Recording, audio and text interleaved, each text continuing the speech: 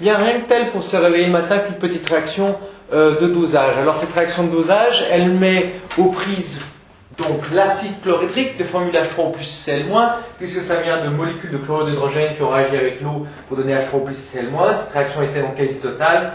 On peut dire que la concentration d'acide chlorhydrique est égale à quoi? Eh bien, la concentration en H3O plus et en Cl- au départ. La concentration en soude est égale à la concentration en Na plus et HO- au départ.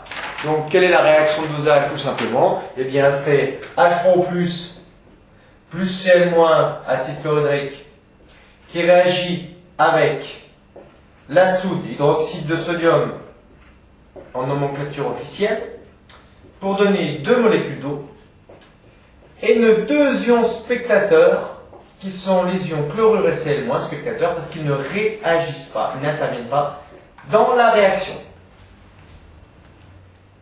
La petite phrase magique, qu'est-ce qui se passe à l'équivalence? Eh bien, le nombre de moles d'acide versé est égal au nombre de moles de base présents dans le bécher. Je vous rappelle que c'est la base qui est en excès par rapport à la première opération. Donc le nombre de moles d'acide versé à l'équivalence est égal au nombre de moles de base que j'ai en excès. Calculons maintenant, ce nombre de moles de base en excès. Eh bien, tout simplement, c'est ce nombre de moles de base en excès est égal à quoi? À la concentration en acide que j'ai utilisée pour ce dosage, fois le volume d'acide versé à l'équivalence, ce qui nous fait, après le calcul, 8,6 fois 10-5 mol. Si vous n'avez pas trouvé ça, vous vous êtes trompé. Que vaut maintenant la constante K de réaction du dosage? Eh bien, tout simplement, cette constante K, elle est égale au rapport entre les concentrations des produits. Or, dans les produits, j'ai un solvant et 2 ions spectateurs.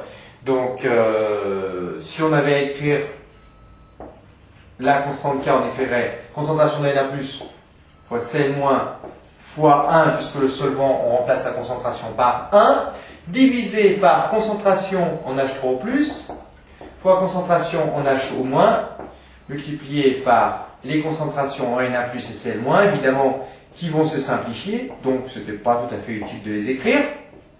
Et on retrouve 1 sur KE, c'est-à-dire, pour la constante K, 1 sur 10-14, autrement dit, 10 puissance 14, ce qui n'est guère étonnant, car vous savez qu'une des caractéristiques de la réaction de titrage, c'est que la constante K soit très élevée, d'accord, pour qu'on ait un taux d'avancement final peu différent de 1.